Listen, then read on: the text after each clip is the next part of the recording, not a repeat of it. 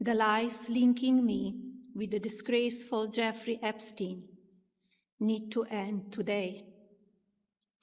The individuals lying about me are devoid of ethical standards, humility, and respect. I am not Epstein's victim. Epstein did not introduce me to Donald Trump. The first time I crossed paths with Epstein was in the year 2000 at an event Donald and I attended together. At the time, I had never met Epstein and had no knowledge of his criminal undertakings.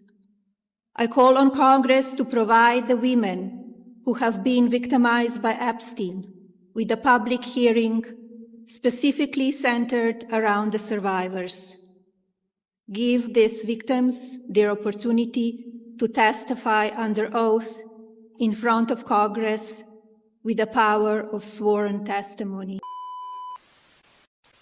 On Thursday, April 9th last week, Melania Trump held a press conference where she spent most of it talking about how she met Trump, that she did not meet him through Epstein, and then went on to claim that there were many people accusing her of things she didn't do.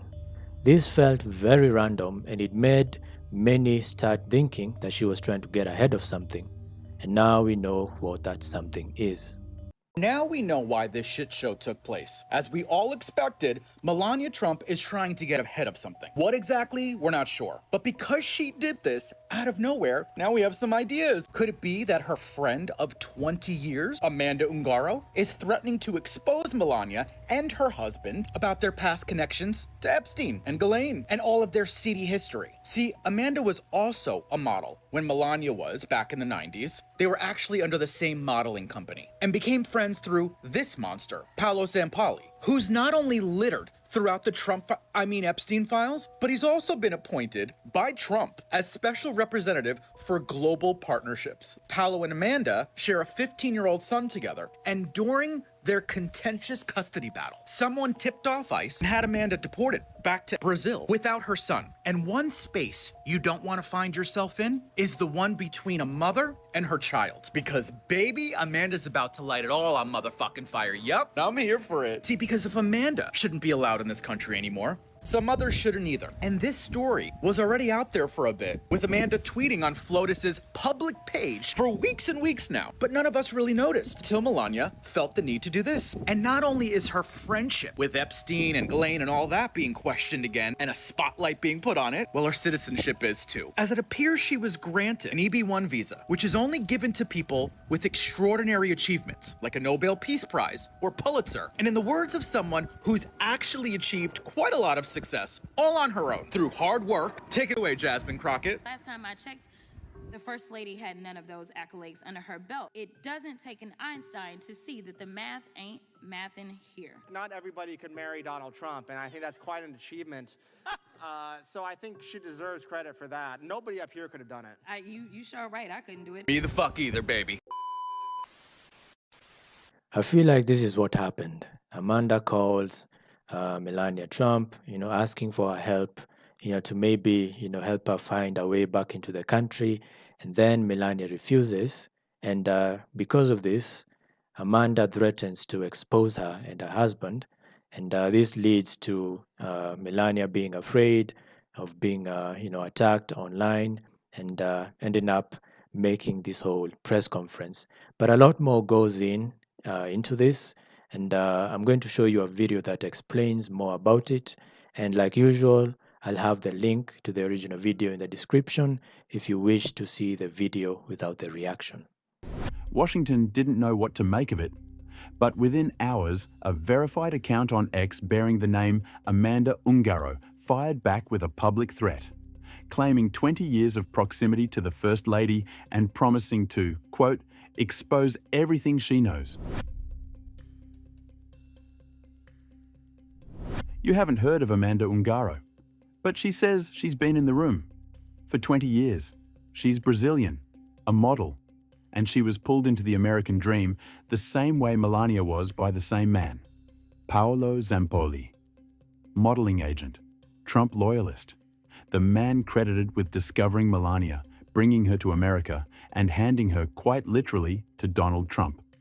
Zampoli found Ungaro too, recruited her, brought her over. And for years, she says, she sat at the same table, the Mar-a-Lago table, the New Year's Eve table, the one with Donald and Melania at the head of it. She and Zampoli were together for years. They separated in 2023. But the memories, those she kept. Here's where it gets dark. Ungaro says that at 17 years old, she boarded Jeffrey Epstein's private jet, Paris to New York. Her agent, Jean-Luc Brunel, was with her. So were 30 other girls. Beautiful and very young, she told Brazil's O Globo newspaper. I felt immediate discomfort and wanted to get off the plane. I sensed something was wrong, but I did not fully understand the abuse at the time. She doesn't accuse Epstein of assaulting her directly, but she calls herself a product of his machine, the modeling ecosystem he and Brunel built specifically to traffic in young women. Brunel is dead, Epstein is dead, but Ungaro is very much alive, and she's talking.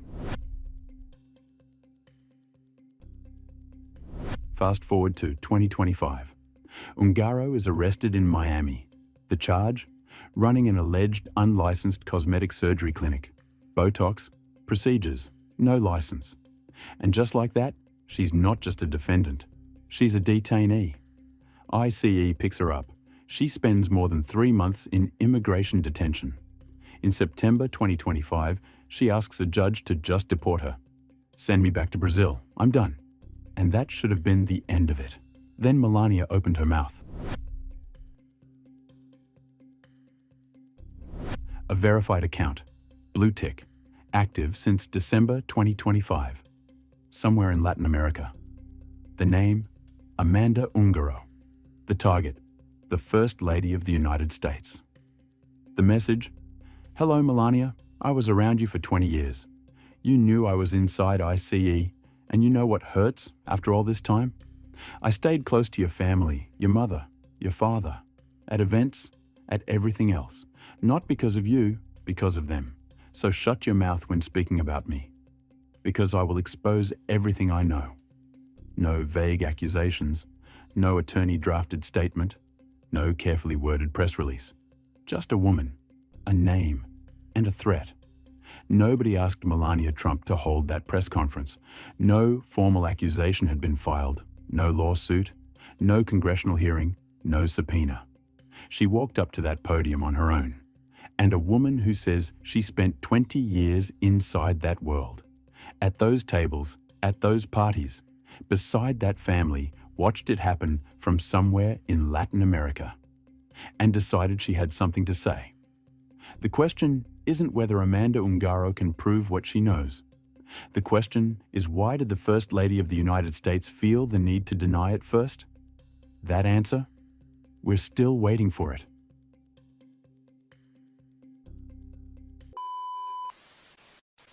That's what has been going on, over the last, week or so. And I'd really like to hear what you guys think about this. And if anything new comes up, I will be sure to, hit you all up. And thank you for watching. If you liked the video, like and subscribe. If you didn't like it, it's cool. Thank you all for watching, and I'll see you guys in the next video.